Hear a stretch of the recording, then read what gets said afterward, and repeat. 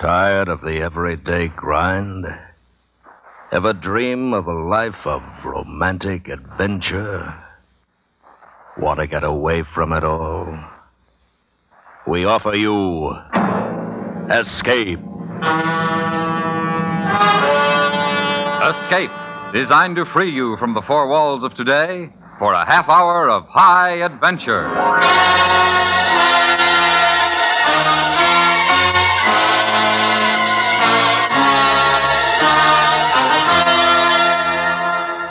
You are standing in the bedroom of an English inn, the sound of revelry coming faintly up the stairs, while in the shadows across the room from you, the gun in his hand already aimed at you, is an enemy agent whose success depends upon your death. Listen now as Escape brings you Ben Wright's story, Affair at Mandrake.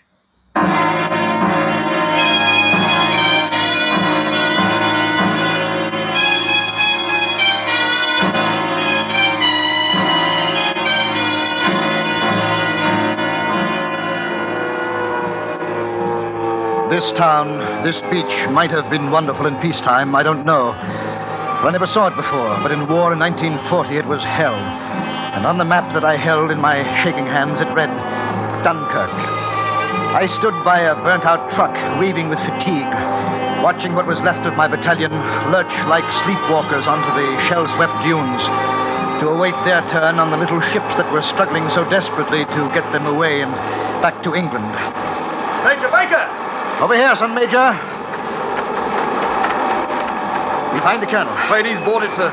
Him and the old battalion order group. All of them? Yes, sir. One bloody shell. Nasty, very nasty.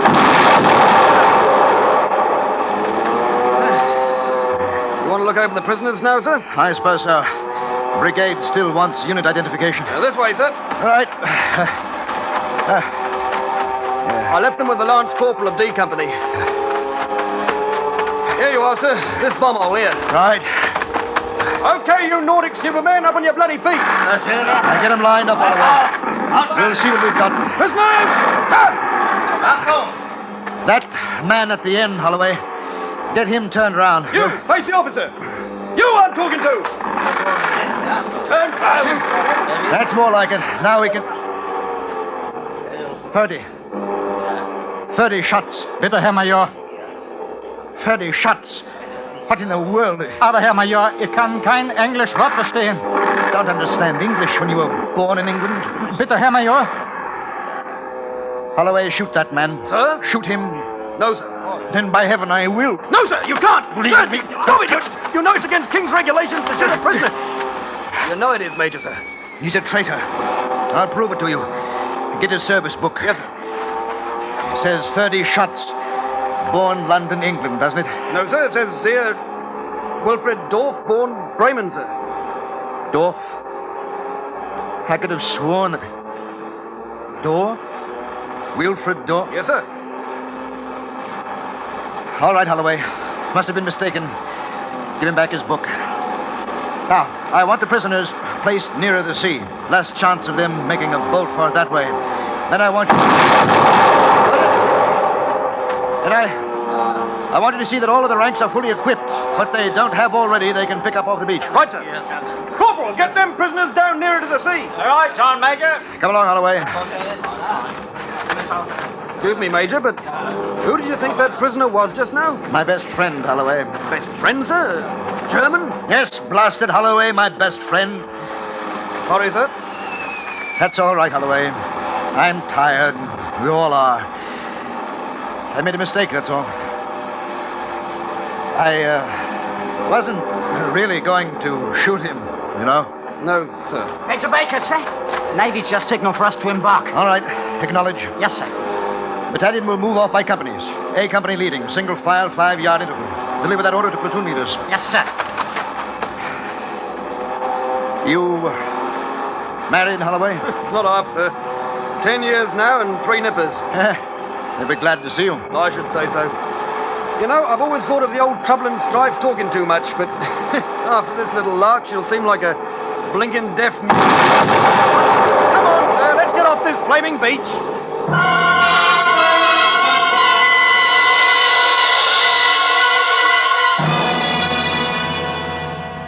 We left Dunkirk blazing behind us, and the Navy took over.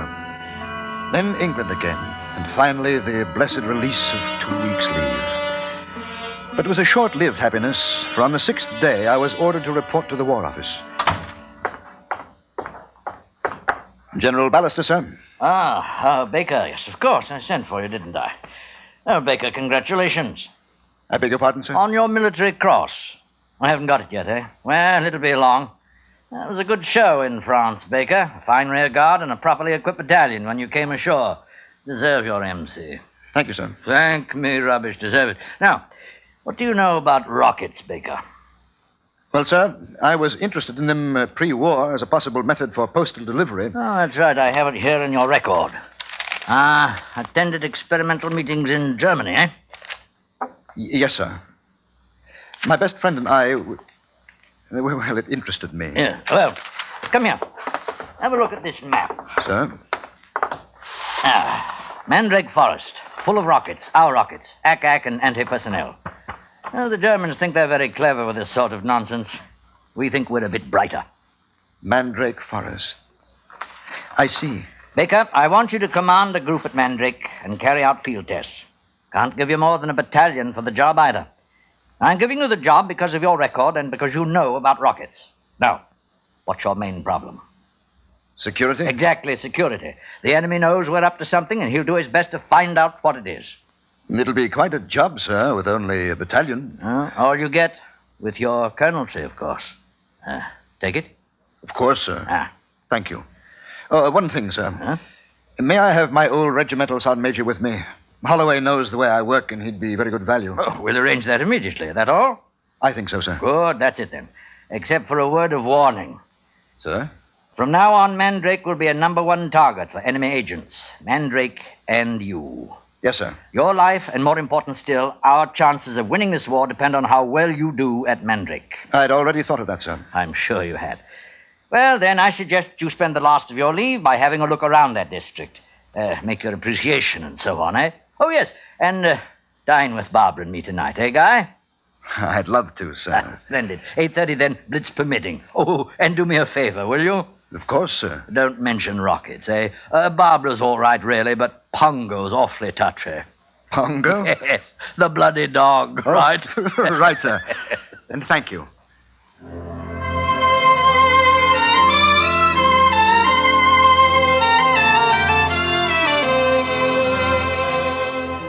The dinner was excellent, as was the courvoisier. So it was well after midnight before I said goodnight to the Ballisters and made my way slowly towards my flat in Cranmer Mews. The darkness was absolute. No searchlights, no raid, an almost irritating hush. And then as I turned into the mews, I saw it. A chink of light coming from my own window. I moved quietly, yet as quickly as possible, up the steps, then stopped suddenly.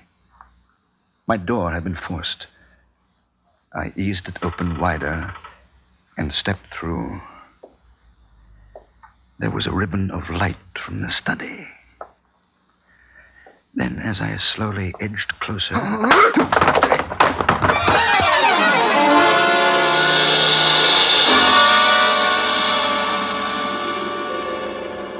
I came to where I had fallen in the hall. Head pounding, I got to my feet and opened the study door. The room was in chaos. Chairs ripped open and papers littering the carpet. Bookshelves empty, pictures pushed aside. Quickly, I pried open the tightly fitted false bottom to the bureau drawer. My most secret documents and books were untouched. The film of chalk dust with which I had sprayed them, unmarked. If it had been a burglar, he'd got what he came for.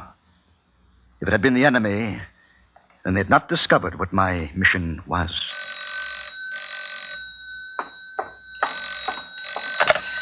Hello. Guy, sorry to disturb you. Ballister here.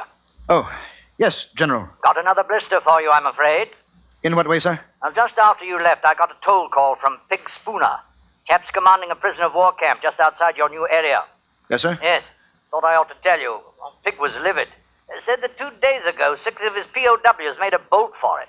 His patrols have brought in 5 of them, but one is still swanning about scot-free, bloody well vanished. Got a description of him, sir? That's why I rang up. Lighter's about 32, medium build, but tall, pale face, black eyes and hair. I'll keep my eyes open, sir. Anything else? Yes. Pig thinks he must speak fluent English and know the country well. Oh, yes. The fellow's name is Wilfred Dorf.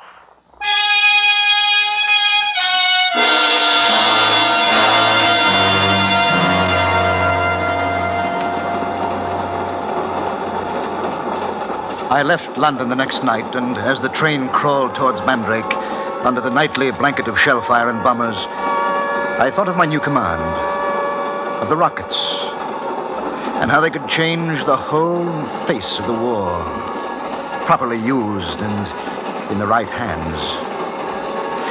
And I thought, too, of Wilfred Dorf, whom we'd captured at Dunkirk, the man I'd mistaken for my oldest friend, Ferdy Schatz. Ferdy's parents had been German, certainly, but he was a British citizen until he had gone to Berlin in 1937 to finish his studies there. And if Dorf was Ferdy, why had he refused to recognize me that day? Shame? Fear? Why?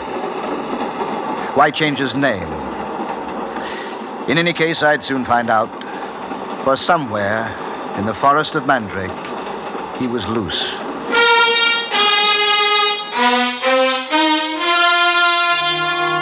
And then, much later, I was stepping off the train into a driving, stinging rain at Mandrake Halt, where Sergeant Holloway met me with a staff car. And in a matter of minutes, we were driving away from the station toward the little town of Mandrake. The adjutant sent his apologies for not being here, sir, but the camp's a mess and he couldn't get away. Thanks, Holloway. Well, they posted you quickly enough. Too true, sir. Hardly had time to get my pack off. Camp's a mess, sir. Yes, sir.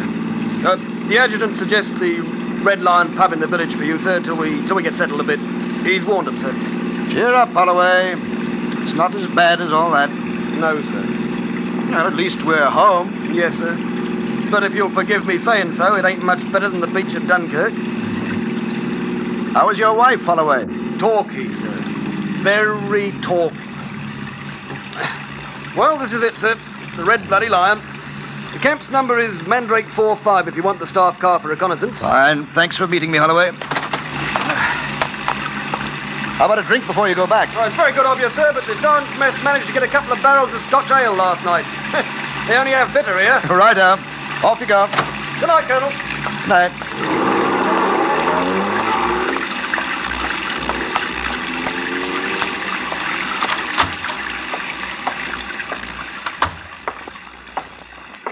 Colonel Baker, isn't it? That's right. I'm Alfie Bingle. I've been expecting you, sir. Your adjutant gave us a buzz, and we've the best room put by for you. Number 6 on second floor. Has to eaten out yet, sir? Well, I did have dinner in London, but... But they're still a bit peckish and all, eh? Yes. Yes, as a matter of fact, I am. Well, don't you worry, sir. I told the old lady to put by half a blood pudding and some green gauges for afters, just in case. That sounds fine. I'll take your valise up for you, sir, and the bottle of Jameson's Irish the adjutant sent along. You just stop into the bar parlour. Mrs. will serve you in there. Right, thank you. Colonel, sir. Hmm? I do hope you won't put us out of bounds to your chaps just because you're top secret and all. Where did you hear that? Well, it's sort of gossip is all. Sort of gossip, like. Let's talk about it some other time, shall we? In the meantime, how about the food? Of course, sir. Right away. Right away. The bar parlour was warm and crowded, and Bingle's food far better than I'd hoped for. After I'd eaten, I sat for a while over a couple of glasses of port. I was tired after the journey north. Bingle's remark about being top secret irritated me, so that when the singing began, I started up to my room.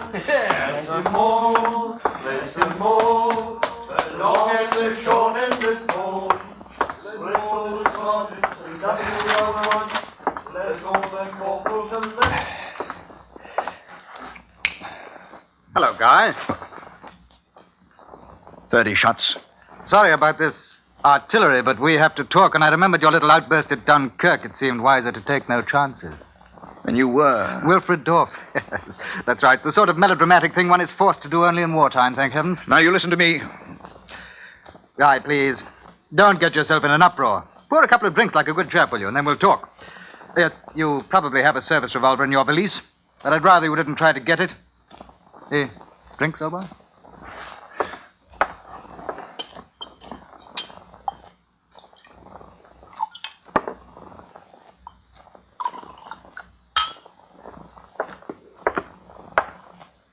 Here you are. Thanks.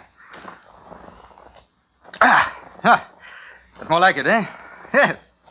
And I can't tell you how grateful I was when you didn't positively identify me at Dunkirk, Guy. I'll bet you, Well, you see, it was essential that I get to England with Germans and as a German. What else are you? Captured you myself, didn't I? You a British subject in a German uniform? Now that you've escaped, you've come to me to beg a favor. How long do you think you can trade on old friendship? You're an escaped prisoner of war. Guy, let me explain. Go on, then explain. You have the gun. All right. Firstly, we are very well aware of the importance of your new command. We. The Germans? Germans, my foot. British military intelligence. British military. You? With MI5? That's right. Guy, do you remember my farewell party at the Dorchester in 37 when I was leaving for Germany to finish my education? I remember. What about it? Well, intelligence knew war was coming then, sooner or later, and because of my German parentage, they sent me there as a plant. What? Guy, I'm not an escaped prisoner. That was arranged by courtesy of military intelligence. I expect the commandant of the camp is furious, but then sometimes you can't let the left hand know what... Suppose I did believe you. What are you doing here? Well, we feel sure that one of the top German agents is now or will be in this area. Target? Mandrake's new rocket command, and, of course, its commander, you. Who is this agent? We don't know. Yet. I see. Do you know what he looks like? We don't know that either. You know very little for someone that supposedly works for military intelligence. Oh, I see. All right, here. This is the only identification I carry. Look. Doesn't mean a thing. Guy, you don't think... I don't think, Ferdy, I know. Those credentials are forged. Forged? Are you out of your mind? How credulous do you think I am, Ferdy? Now, listen, Guy, I need your help. Our friendship's finished. Done. You see, you're on one side. I'm on the other. You better go while you still have that gun, because the next time I find you, I'll kill you. Guy, you always were pig-headed. All right, then, a drink for the road, One for our friendship that was... As I poured his drink, he came toward me smiling, his gun in one hand. Then as he reached for it, I flung the raw whiskey straight into his eyes. And as he spun away from me half-blinded, I leapt at him. He was trying to bring the gun round on me. I brought my heel down hard on his hand. And the gun skittered away, out of reach under the wardrobe. Then his left hand chopped me hard across the throat. Through a choking haze, I reached the bed, clawed open my valise, swung my revolver towards him as he came toward me. Then I fired. I knew I'd hit him, but even so, he was able to wrench the gun from my hands, race for the door, and slam it shut behind him. By the time I got to my feet and had the door open, Ferdy had a good lead. I took the stairs as fast as I could, but down in the parlor I saw only Bingle, open-mouthed and a blur of excited faces. The blackout curtains at the front door were half ajar, and Ferdy Schatz was gone.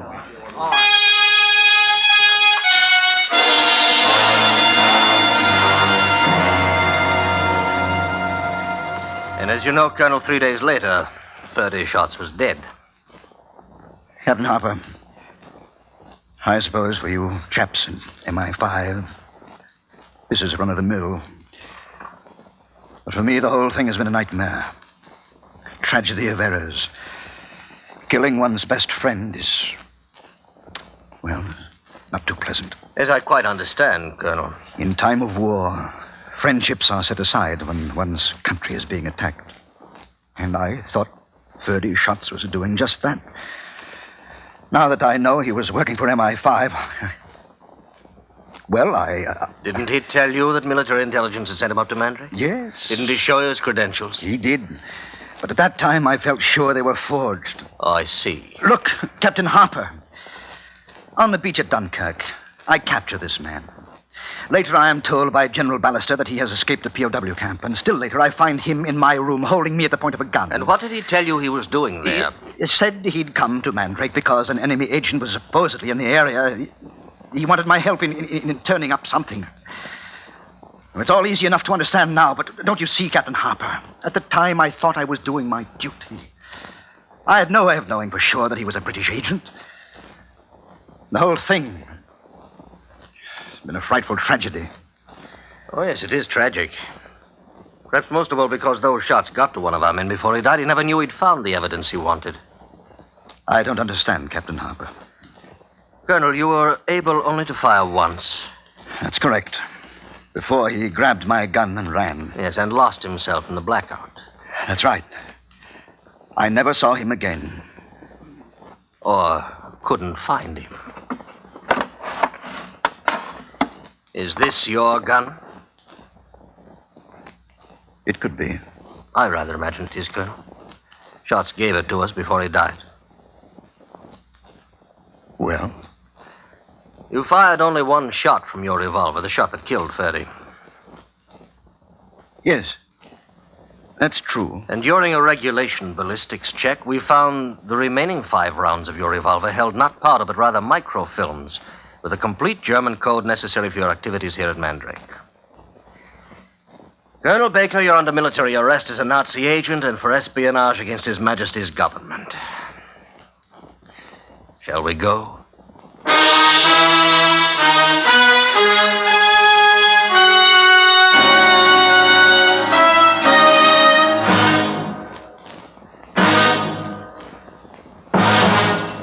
Under the direction of Norman MacDonald, Escape has brought you Affair at Mandrake by Ben Wright, starring John Daner.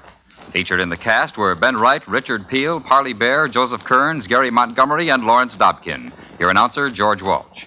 The special music for Escape is composed and conducted by Leith Stevens. Next week. You are groping your way through the belly of a sunken ship, of fortune and pearls secured to your belt. While above, on the ship that tends you, working the pump that sends air to you, is an adversary whose plans include the taking of your pearls and your life. So listen next week when Escape brings you John Russell's story, The Adversary.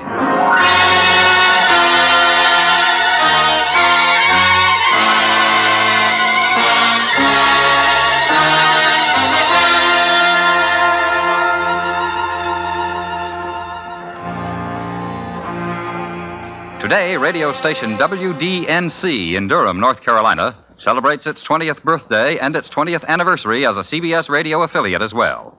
Happy birthday, station WDNC, and many more happy listening birthdays to all the listeners in the greater Durham region, from more than 200 CBS radio affiliates from coast to coast. Mr. Keene, Tracer of Lost Persons, is heard Friday nights on the CBS Radio Network.